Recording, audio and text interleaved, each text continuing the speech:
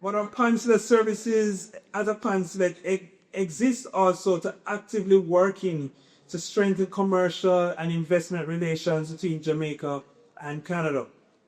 Whether you're starting a business, expanding one, or exploring opportunities in Jamaica or Canada, we want you to see the consulate as your partner in that journey. We can build a stronger, more resilient Jamaican business community across the GTA and deepen our commercial ties with Jamaica in meaningful and lasting ways. So use the opportunity that you have tonight. Make sure you target that I'm leaving here with 10 names, 10 email addresses, 10 connections that's going to help me grow my business. Maybe you say 5, maybe you say 20. But set a target and collect all that information. This evening, I think we're in for a fantastic panel discussion that is going to be led very shortly. But I'm going to close by just thanking you once again for being here and wishing us all a productive and engaging evening. Thank you so much. What is one song or set that instantly transports you back to a memory of Jamaica? And how does that memory influence how you be today? Margaret, so this one's fairly simple. I was actually just speaking to my dad about this today. I remember being about 8 years old, coming off the plane in Kingston, expecting it to walk out onto tarmac. The door opened and I took a breath and all I smelled was salt water. And it was that smell of salt water, and I started feeling my hair expand as a mid-J. With that said, really triggers a lot of deep emotion in me. That was the first time we went to a resort. I remember the drive to Foscabel Beach and looking left the left looking to Carboy. I looked left and I saw little things stanties on the side of the road. I looked right, I saw massive cows. And I remember as a small child not being able to reconcile the disparity between literally utter poverty and wealth, literally across the road. That led me to a life of service. I spent many years working in international development, then leading the National Black Serving Organization, really break down equity and disparity, and now the same thing at Cameroon. And you, Maria, please give us a sense or a song or a memory that ties back to Jamaica. It's definitely a sense. I don't know if we can bottle this, but you know that barbecue smell in Jamaica? Every so often, I'll be in Little Jamaica or somewhere at Ajax, and that smell will be in the air, and I'm transported instantly to Jamaica. That outdoor barrel barbecue smell always sets back. And I haven't checked who's Team Oxtail versus Team Curry Goat. I won't do a bold yet, but that smell of oxtail roasted by Nat's Kitchen always transports. The drum pie chicken, that's you. All right, Margaret. Well, I'm going to do something a little bit risky, but I want to test the audience. If you know this tune, and I may not be singing it well, let's see. Whoa, whoa, play. Oh, I miss those days. I miss those days. Remember the song used to make it rock away. Oh, Roberta. Pretty boy. Felt that? Fucking take it out. Right. Fence. So, that song from you transports me back to Jamaica. And so when I came here and I heard it, you'll go to you'll pass by a plaza and you hear that song playing and I open back home. But it also translates into my work life because my parents were small business owners. My dad had a bar and my mom had the restaurant. And so he would reclaim his jukebox that I remember that. So small business is in my blood. I see how people struggle to start it up and to maintain it. And so that really drives the adjuster. And Shelly. So I could think long and hard about that. My son wouldn't be so was doing my portraits. Nonetheless, but every now and again there's a song that triggers you and gives you a vibe when you need it. Nonetheless, too, but we have to get to what it is. right now is boomer. Oh, correct. No, anyway, so what transports me, which is, the thinking goes into now to say, why does this coconut scent actually transports me? Because it's coconut, it doesn't really carry a smell per se, but there's a story behind coconut. That coconut has gone through, for those of us who are in the room that are over 40, we know that there was a time where coconut oil, for example, was bastardized, and then it went through a whole revolution and so on, and now it's the big thing. So coconut fragrance never cease to not only transport me back to Jamaica, so transport me in terms of how it is that we view and how it is that we stand by some of the things that we know to be rules and as authentic. My grandmother says so, and most good. All right, I love that. So it's the scent of the water, it's the jerk chicken drum pan, it's the Bear's Hammond, and it's the coconut. So people, we have all different memories, but it all ties us back to one thing, which is Jamaica. Miss Margaret, I'm going to put you on the hot seat first. So some diaspora business owners are interested but cautious about transactional businesses. What is the biggest myth about doing business in Jamaica, and how can you debunk that for business owners in Canada? That's a really good question, because I think I've been at JAMPRO for some time now, and I served in Kingston first, the head office. And one of the things that we've heard repeatedly, and I came to Canada and I heard it over and over again, is that there may be preferential treatment for a certain group of investor. And oftentimes I feel like the diaspora may not be heard or supported enough. And so that is something that we have been trying to systematically address in how we facilitate investment and exports into Jamaica. And why we have the diaspora conference, why we have the diaspora groups that we have now since, I think, 28, we started that. So there is a lot of movement and strategic, intentionality behind the government's thrust with our diaspora communities in Canada, in the UK, in the US, or wherever they are, to ensure that your voice is heard, that your businesses are supported and are landing in Jamaica, if you so choose to do so. What we're doing differently here in Canada and under the auspices of the CG is to ensure that you understand that we do prioritize the business health here as well. Jamaicans doing well in Canada benefits Jamaica. And we saw that in Melissa. And we're very grateful for the cordial support we got from the Jamaica diaspora. But it is because you came, you settled, and pretty much conquered. You beat the odds. And so we recognize that, and we want to push more of that and support you as you come to Jamaica as well. Question number 2. Miss Stephany. Many founders have a world-class product, but a messy spreadsheet. What is the very first step in becoming bank ready without feeling overwhelmed? And how does BDC help businesses get to this stage? Are you holding hands? And how do you get us from a no to a yes? I guess that's Yeah, absolutely.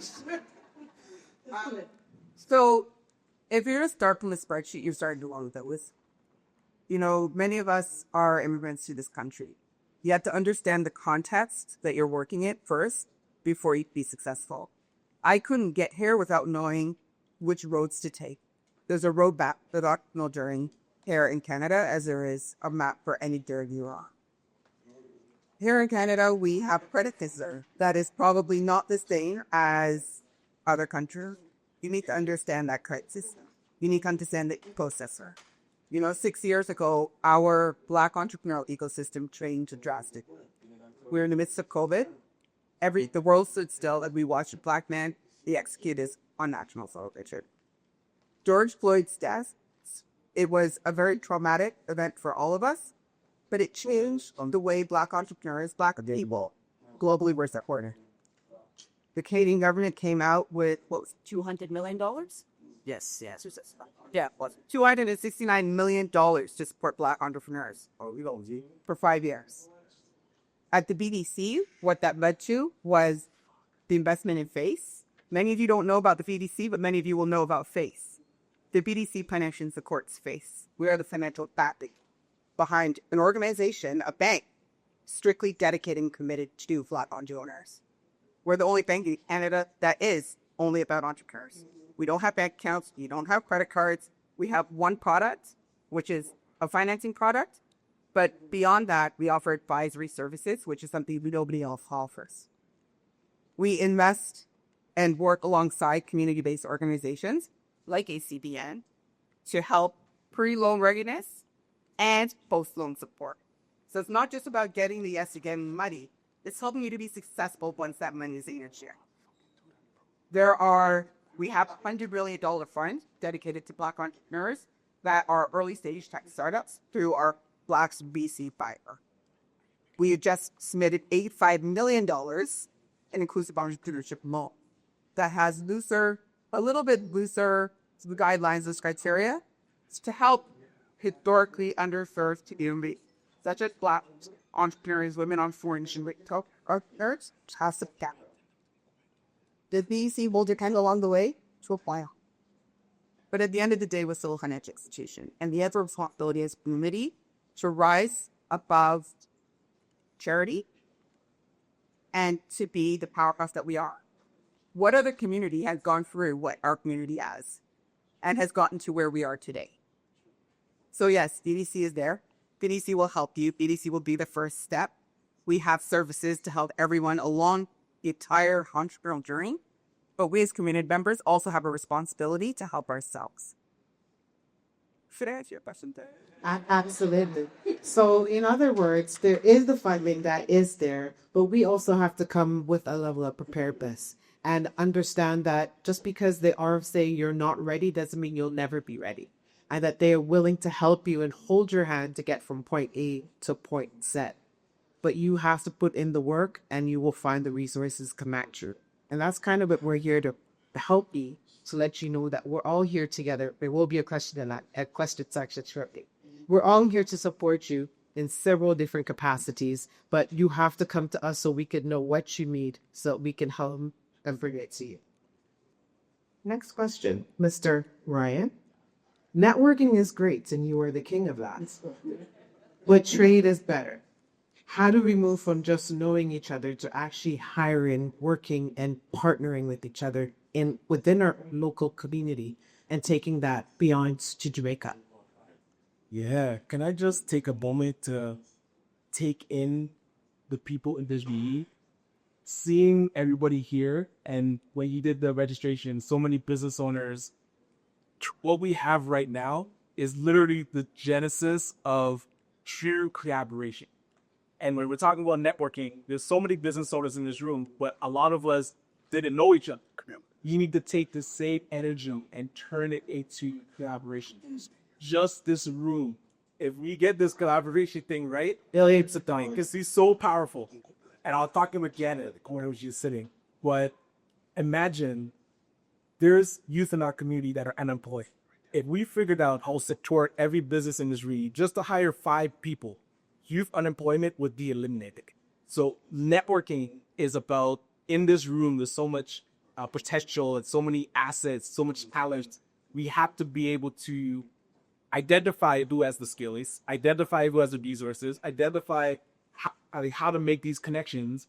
And then the next time we have this meeting at this hall, we forge these these connections. And then we can talk about how we're working together, not just meet each other for the first time, but how we're working together, how we can bring in other partners. There's so much that we can do just with those that are here today. And now we amplify that to all the Jamaican businesses across Ontario, across Canada. You can see how powerful this would be. And then we can be that blueprint for every other Caribbean country.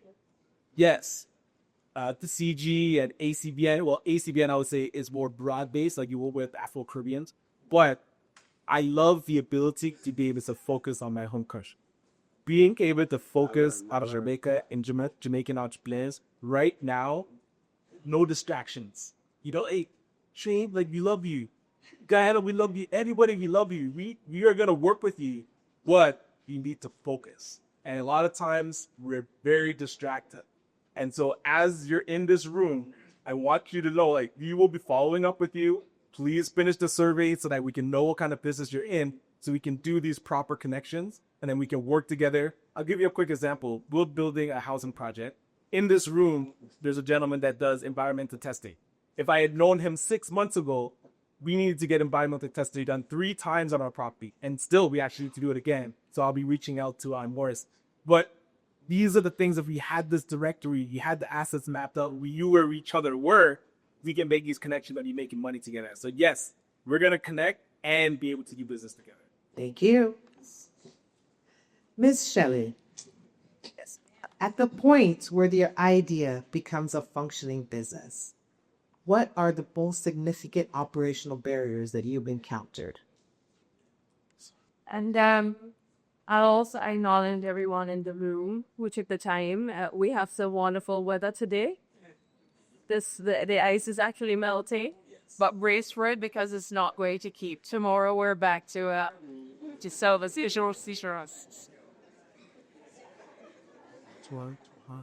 Now, that was one of the barriers that I actually faced when I moved into Canada. I moved into Canada with my family in the art of waiter.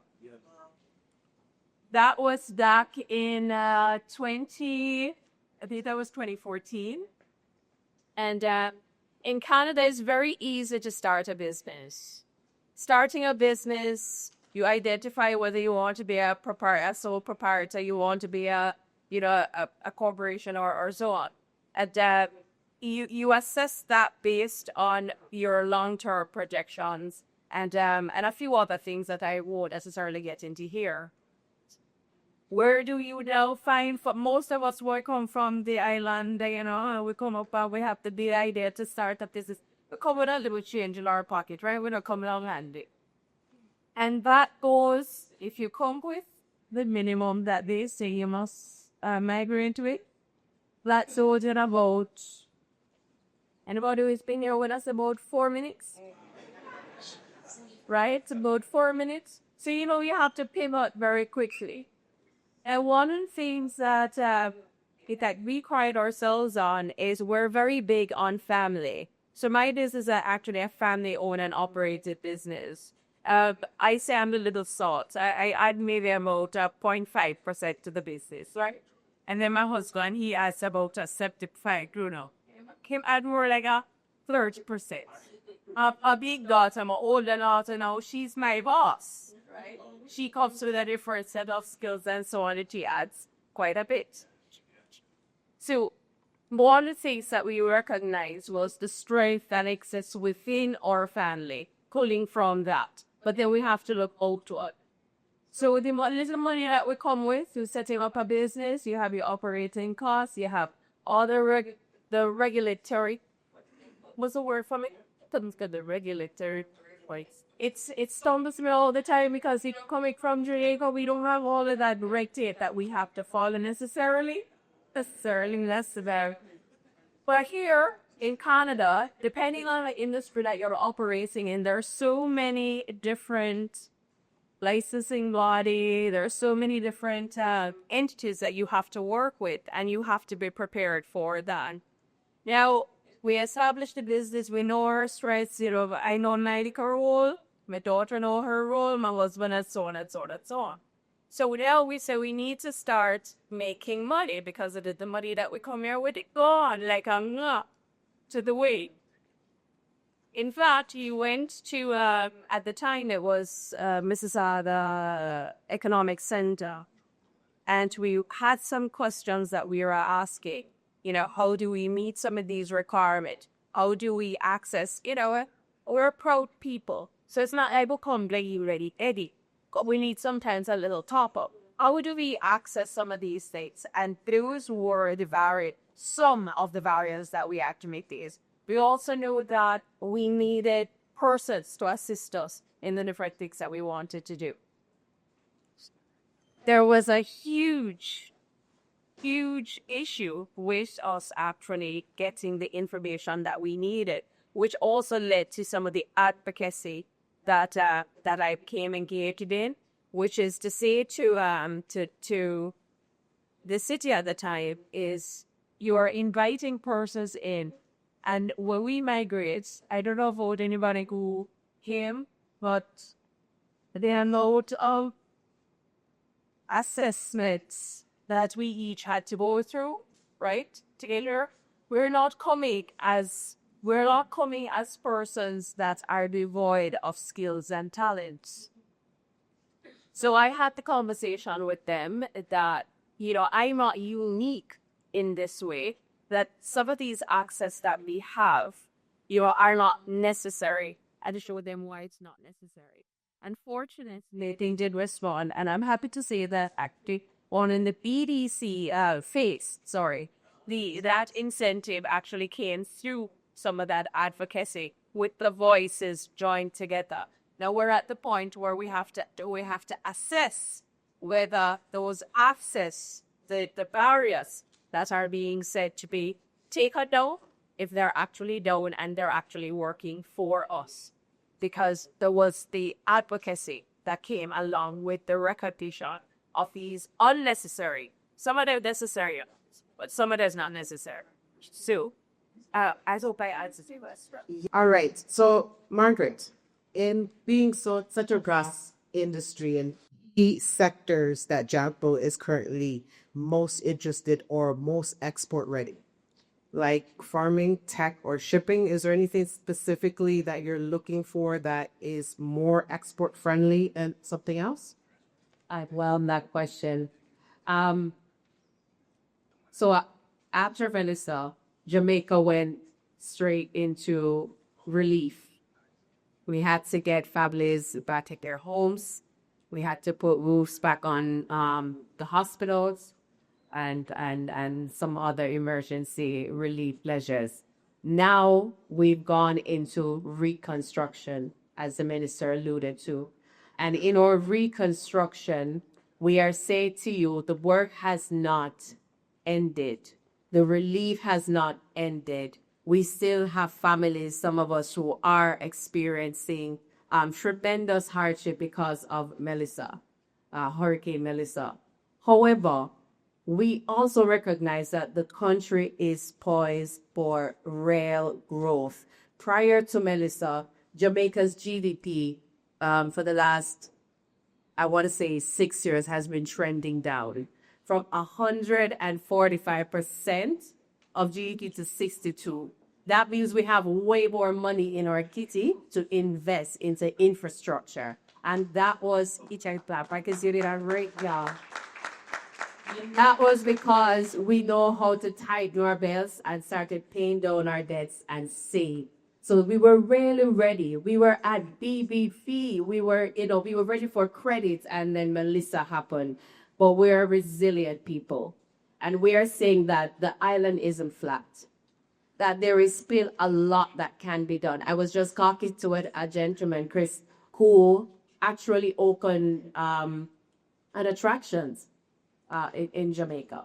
Now, when we talk about what can you do, I can name you the 5 priority sectors of JASPRO: agri-invest, global digital services. But I want you to think about what is in your heart, what is there to you, what opportunities you have at your fingertips. Whatever it is, it doesn't have to be in a sector or a category. I want you to think about how can you look at the resources that you have access to in Jamaica. Many of you have lands.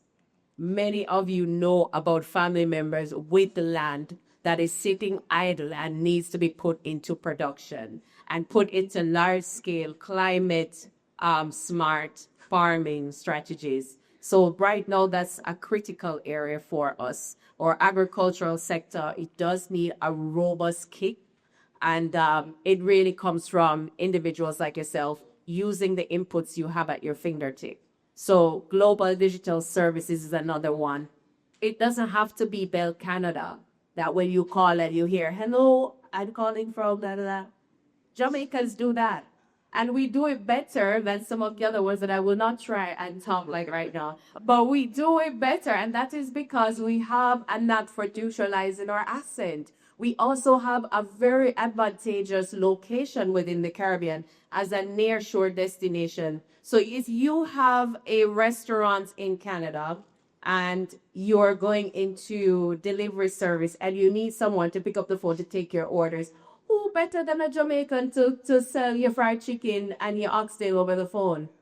Those are the kinds of digital services or outsourcing opportunities that we are asking the diaspora to really think innovatively about. Manufacturing, brand Jamaica is being pirated everywhere, and that is because there is a demand. So we need innovative products to fill those demands. And so if you have an idea, let's hear it. It's not about a sector, it's about an idea. Let's hear it. Okay, that's big. Now we know with every chaos that provides opportunity. How can Canadian financing be specifically used to help a business get its goods across the border or to increase local business? Are there any barriers to entry for newcomers that BDC can help us navigate? Okay. Working capital is any sort of debt financing. If it's a crisis response, it is the wrong response. So let me make that perfectly clear. Debt financing is a tool. It is a strategic tool to help you offset some of the challenges that will come in business. Right now, we're, I think, in one of the most uncertain times, and we're looking to trade, particularly with our partners to the south. Working capital financing can help in many ways, where you're looking at one, you're going to have you take rate fluctuations that are just par with the course. You're looking at potential increases in tariffs, delays, certifications, policy changes. All of these things are inevitable, especially when you deal with uncertainty. What debt financing actually provides is certainty amidst uncertainty. As I said, it is a very strategic tool. Before looking at cross-border trade, though, we're a very unique time where Canada has our fights. Every country in the government for very cool step date, where they're looking for Canadian businesses to support prior to looking south of the border, prior to looking globally. We are Jamaicans, but we're also Canadians. Let us utilize these services.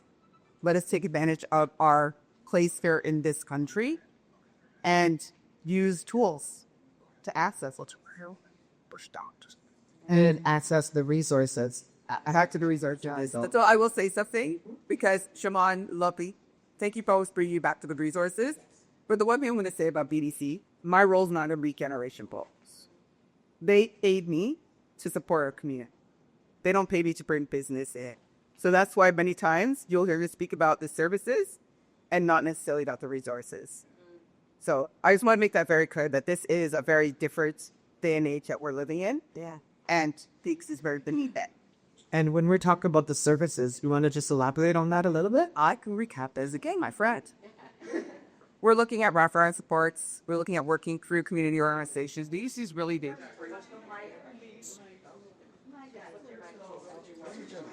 Just how's this? Better? No? Still like it?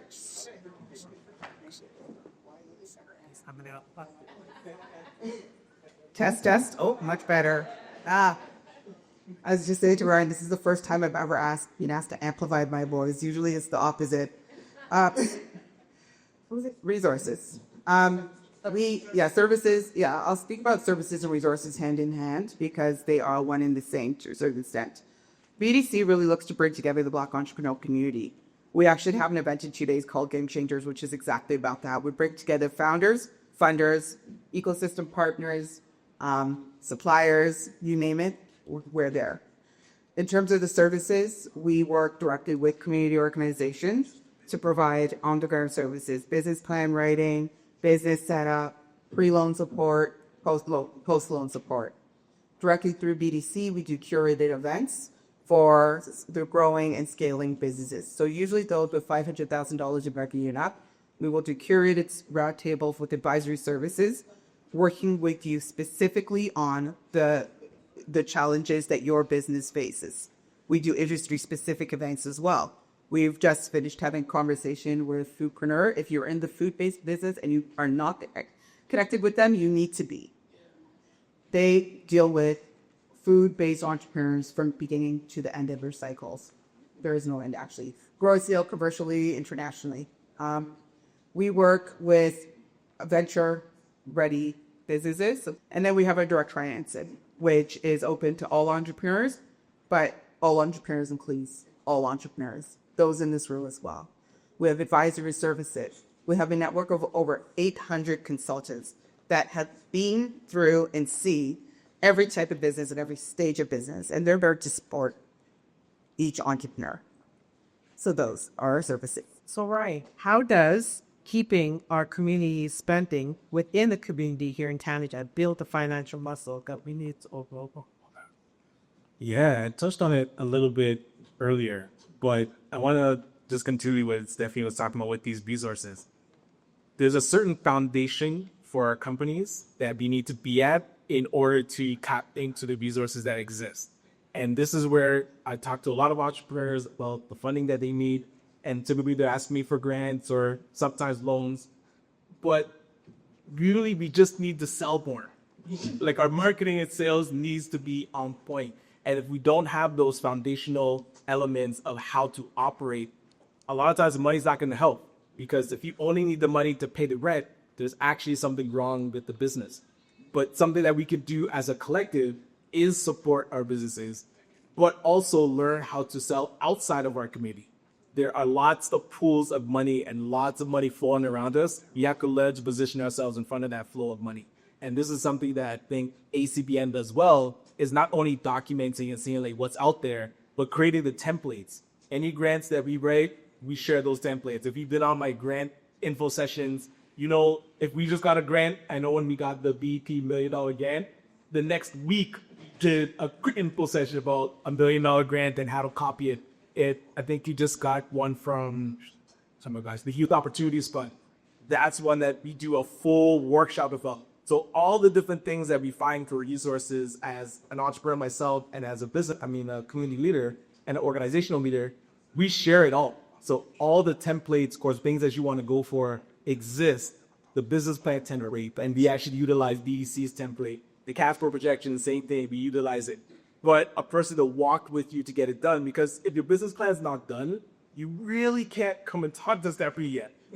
You have to have certain things in place. If you don't know how to make sales in your company, you really can't talk to BDC just yet. So I feel that's where ACDF plays a strong role to say, we will get you ready. You will get your data room ready, your financial documents, everything that you need to get initial funding, whether it's a grant or a loan to our microloan. But then you'll be prepared to go to the other funders, whether it's the Black Opportunity Fund, the BDF up to 50,000, against the base coalitions go up to 203,000, or BEC if you go beyond that, or other banks. Like, you need to have a great relationship with your current bank.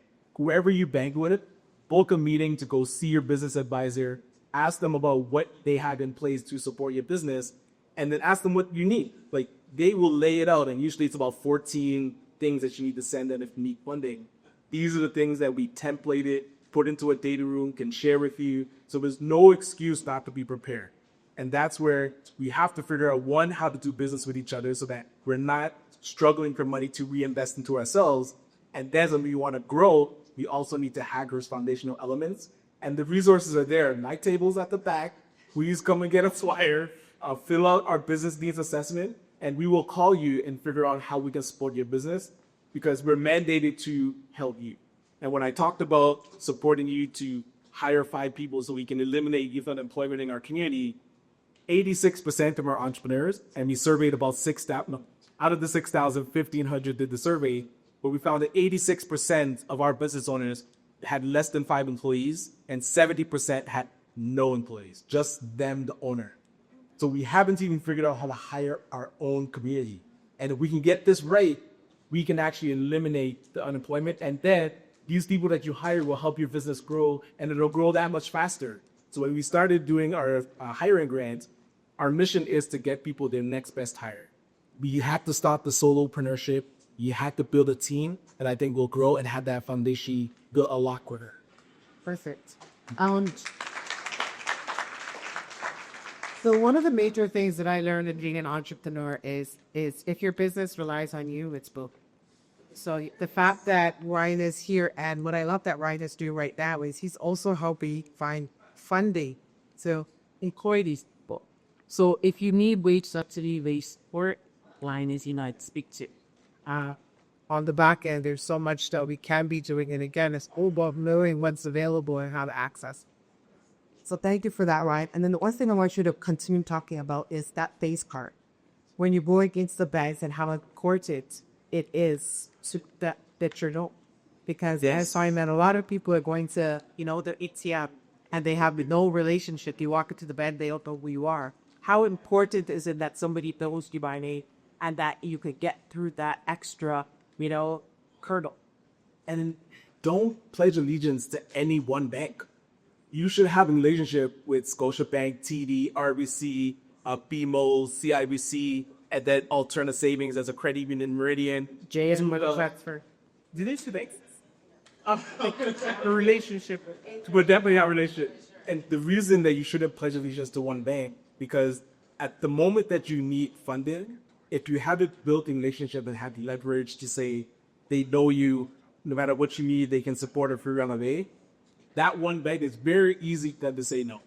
But when you say, I'm talking to your competitors, suddenly they want to keep your business because the bank wants to give out money and they want to keep you, like they call it stickiness. So they want multiple products that they're one bank. So you have to be able to build relationships with multiple banks so that anytime that you're actually in a buying, you're able to access it. And another thing, when you don't need the money, is the best time to talk to your bank because it builds up those lines of credit. Because a line of credit you actually don't need to use, where you can have it parked there for emergencies. And this is why I love what the Black Opportunity Fund is doing with the line of credit, because now you can have up to $50,000 sitting there, but when you need it, you don't have to go ask for it. It's just there. Because a lot of times when they're in dire straits, It'll baby how money we need it. We don't need it to get us.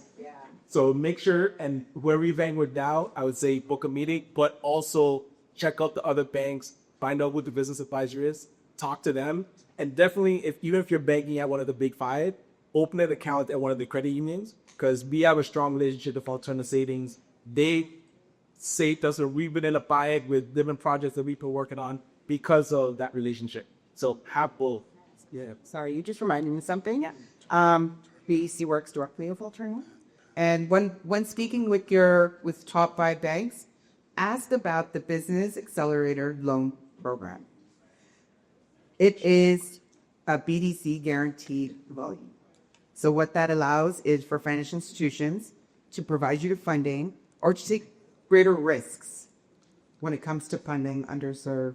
How's his name again? Business Accelerator Loan Program. Write it down.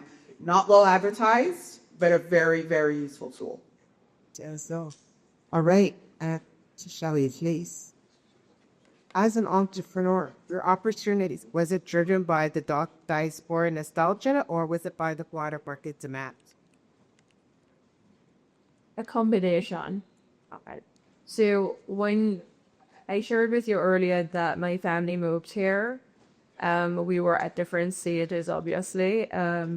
My older daughter had just completed sixth form, so that would be I think equivalent to perhaps first year of college here. Yeah. So we were at different stages, and as I said, we each, and something I really want to press for persons who, whether it is that this is a intentional, it's something that we decided on intentionally, or it was by necessity, is that we each come to the table with a particular set of skills. An idea is one that is the basis for some skilling. So we all come ready to operate a business in some way. When we assessed what we needed to do, and we have faced the barrier, we faced the challenge of not having the necessary information and resources that we need. We had to turn inward. So we had to call on our, what we have within our family and friends. The logo for my business. So what we do, I was in education in Jamaica. My husband was an engineer. He did in Jamaica. Where was the engineers at Injora? He did mechanical, electrical, and civil engineering. When we came here, we had to pivot. I started off with one idea that this is what we were going to be doing and so on. We wanted to offer these kind of services and so on. Now, when we actually started, we recognized that the climate or the environment was not necessarily one that was going to be supportive of that. So we had to pivot away from that idea. And for some part of that time, we kind of had to go along with what the market was demanding of us and utilizing the skills that we had. And I mentioned the logo because I don't like my logo. But it's important that I keep the logo because it's a reminder that when we needed a graphic artist, at the time, the price on a graphic artist was high. And it was a cousin who was in high school who actually provided us with that logo. And I think you paid her something like $50, right? And so even when I look at it now, that logo first tells me that one of the first things is look inward and build inward before. Going back on to the question, is some of the challenges that we had in terms of resources and so on. We are in a niche market. So what my company does, we're a business-to-business service. We do AV, digital installations. We do networking. We do on-site IT problem solving. We do a lot, and we were, and still to a large extent, the only Black company that's operating in that space. And all our guys are Black. Now, the clients that we work with are not necessarily the same faces as us. One of our first clients was, I think it was Scotiabank or something like that. And we were going in, as I said, you have to call on his words, My husband is one of these persons that he has a very trustworthy face, right? Not so much me. I'm joking. But anyway, so he's one that a lot of trust was put in him. So we were getting keys to bank to close up bank in the night. And we were encountering resistance in that you had persons that were working in the banks that were saying, how are these people getting the keys for the bank? As a matter of fact, one evening, somebody turned on the alarm on us. And it is a barrier because the fact that we are who we are, or we look the way we looked, was actually called in as a... I'm trying to put it very delicately. But we have faced, and my team has faced that. And so one of the things that we have to do is I have to say to the guys, I work with a lot of guys, my team, all guys really. And I have to say to them, listen, I'm not asking you to cut your hair. You want to wear your hair in braids or a cane-roll? I'm not asking you to cut it. Make sure that it's groomed. Make sure that when you're going in, that you're wearing straight pants. And I have to do this as if I am doing, I now feel as if I'm back to buying khaki uniform. Mm-hmm. So these are some of the challenges that we face and that we're constantly having to address In addition to the fact that my team, and I mean, if you Google me, I say it to people all the time, my team is the best team. You stop any one of my guys and ask them, about anything, and they can all respond. Because what we believe in sharing knowledge. So my husband, nobody can catch up with him. Right? You have the experience, so you can't catch up with experience. It's just a fact, like age. Can't catch up with. But he does not retain that and say, I'm the only one that needs to have this knowledge. So all our team members, we have regular meetings like at a big corporation. Can be 3 away, can be 2. For those 3, can be 3 of us, can be 6 of us, can be whatever. We have a meeting and we share. If this is something that you're strong in, we have someone that loves dealing with LEDs. When it is that you're going out, he's dispatched to do something, is that someone is going with him and someone is seeing what it is that he's doing and so on. And we're constantly sharing that knowledge. And part of that actually comes from my upbringing in Jamaica as well. So we never divorce ourselves from some of our upbringing and experiences. To this point in our business, and we've been operating for over 10 years, we've never done marketing. We've had lots of referrals, and the business has been successful in that regard. And I say success tongue in cheek, because for the first 5 years you start a business, the stats in Canada on businesses really, we start I think it's about 26,000 businesses per year, and the average lifespan of a business in Canada is about 7 years. So as the business age, it goes on a decline. We want for that not to happen in our community here. But nonetheless, that's a powerful question. I don't want us to leave here not understanding the fact that for Jamaica, the diaspora is a strategic investment partner. We don't just see you as a sentimental connection. We do want to leverage that sentiment, but we do recognize that there are strategic opportunities that is within this room.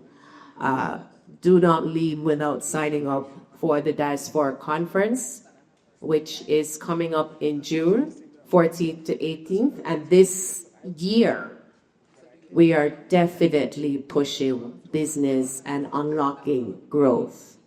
So it's not just about, usually we discuss health, education, other opportunities for the diaspora to get involved in Jamaica. But this year, we are heavily focused on unlocking growth. And so we're looking at leading a very powerful Canadian business delegation, and with all the bells and whistles. And you can come down and we can see the special economic zones. You can have pre-packaged opportunities for orchard farms and other such investment opportunities that are packaged and ready for you to just turnkey. And what is the best way to access JAMPRO? How do we get in touch with you? My cards are here, but it's www.dobusinessjamaica.com. And once you go to our website, you will see the Canadian office, the North American regional office. The access is there as well. But my number at the consulate, 416-932-2200. My cards are here. Do not leave without signing up for the Diaspora Conference. All right. Margaret, a quick question. Absolutely. So you sparked my intrigue when you talked about setting up a call center in Jamaica. So we had a co-working space, and we were trying to figure out how to answer phone calls for business owners. So we were interested in setting up a call center in Jamaica. What would be the first step? Like, would JAMPRO help connect us with potential workers there, or how much groundwork do we have to do, and then how can JAMPRO? So I have 3 questions. One is related to JAMPRO, so I'm going to go to Yasal. From a creative standpoint, when businesses want to come, whether it's film or still pictures or whatnot, what are the resources to activate 1, insurance, 2, legal, and 3, advisory services. Second part of the question is, when you're on the ground in Jamaica, say, for example, you need special permitting for those sort of industries and the technical piece for technology. When it crosses into multi-jurisdictions outside of the Americas, what sort of supports are we provided through JAMPRO? Or is that more of a, I guess, business-driven response? Or is there a collaboration that happens to navigate the legal landscape? Thank you. Let's take a question. Go ahead. Okay, I'll try to be brief. Well, great questions. The Caribcan is something that is a treaty between Canada and the Caribbean that allows us to access the Canadian market with little to no duties for most products and produce coming out of the Caribbean. So Jamaica is a party to that treaty. So we do enjoy those privileges. As it becomes more multilateral, if you're accessing multiple markets, we will have to look at those opportunities based on the market, because every market is different, particularly now with how trade has been shaped by US, Canada, and US and other countries' relations. So there is that. As it relates to creative industries, we are in the process of signing up on a co-production treaty with Canada, which allows us to produce films with Canadians, to access Canadian markets. And also the Film Commission has, after nearly 20 years, we finally got together a film fund. So there is funding available for Jamaican-centric films and other creative projects. So it's a matter of discussing with us to see if you qualify to access those pools. Right, and the Film Commission, which is of course also housed in JAMPRO, is your focal point to help navigate through the various regulatory and legal processes and partnering you up with local entities and bodies that will help you plan through those different loops. We can have some more deeper discussion on it as time goes by. Next question from the king or the prince or the duke. In hiring, you guys mentioned the hiring. We need to hire at 100K Canadian. We're just wondering what kind of resources we can access across all the agencies here in order to have these households acquire 100K salary annually. So the person or the people you're trying to hire, you're hiring them to pay them 100,000? Yes, okay. And there's a second part to the question, so yeah. Yeah, if you're having a starting salary at 100,000, really it's just looking at, okay, what are your revenues like? And then for our program, these come in with the wage subsidies at minimum wage of $17.60, where you can pay them whatever you like, but you get reimbursed with that grant. And then beyond that, the conversation is around how is the business structure to be able to utilize the talent to make the money that we already have. So that kind of conversation you can support with. Yeah, just to add to that, there are many government programs. Some of them are corporate sponsored programs, such as Technician, that will provide subsidies to help you hire. They will not be 100% of $100,000 income. I think there's a lot of people in this room who would like to make that income level. If you're looking at the family income level, that's a different discussion, because many times you're looking at multiple salaries to make that up. But there are subsidies through the government as well. You'll find programs like the DAP program through Toronto Metropolitan University. They specialize in training Black youth and helping them get employed and providing subsidies for that employment. So when looking to employ, always look to our youth. They need the help probably more than anybody else. And there's a plethora of support programs out there to make sure you're hiring qualified youth, as well as providing subsidies to help fund those. Thank you so much. The logistics of doing the business in Jamaica and hiring in Jamaica, right? Well, that is something that we really support. We do want us to see Jamaicans get hired, and it's not just coming and selling to the Jamaican market, but how can you actually bring foreign direct investment in, whether that is through, building a project up from ground, and also hiring and screening Jamaicans. So once you are doing that, depending on the nature of the project, there's a incentives involved. So we will have to have a further discussion, and I can have a conversation with you after. Thank you very much. Next question coming up. So we're actually filming a short film about Eglinton based off the book Drug Culture. And we're looking to distribute it throughout Jamaica. It shows what's gone on in Jamaica through the 1980s, and Eglinton in the 1980s, and how it impacted Toronto as a whole, and how the diaspora has been impacted as well. So in what way can we expand on that with Jamaica with what is being done over here? Timing is perfect because they just launched the Jamaican Film Fund. Jamaican Film Fund and the co-production treaty as well. So hopefully it's something that we will be signing with our Canadian counterparts here, hopefully in a couple of months. So with that, you'll be able to make an application to the Film Fund about the nature of your project and, the story you're telling. And it's not, while the film commissioner sits at JAMPRO, there is an external advisory body of creative industries partners that look at the application and make the decision. So I can provide you some more details on the application process. Sounds good. Good evening, everyone. Evening. My name is Marisa Cadenhead, and I am a former world top athlete. Thank you. High jump, formerly number one in the world at Jamaica. Thank you very much. Water. It's Champs Alkaline Water. And you answered all my questions already, but I just wanted to take the platform and say thank you. And if I think of anything else for the rest of the evening, I will be approaching your table. Gratitude. Health is a business, and I know that's a politically controversial thing to talk about.